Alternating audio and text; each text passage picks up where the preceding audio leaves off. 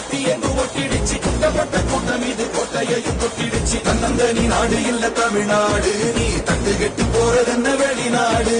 உன்னை என்ன வாழ வைக்கும் தமிழ்நாடு நீ வேலை செய்ய அள்ளி தரும் வயக்காடு உதட்டுல நமக்கு தமிழ் இருக்கு உசுரையும் கொடுக்க உறவிருக்கு இருட்டுல இடந்தே தவிக்காத நீ அடக்குற மனுஷன மதிக்காத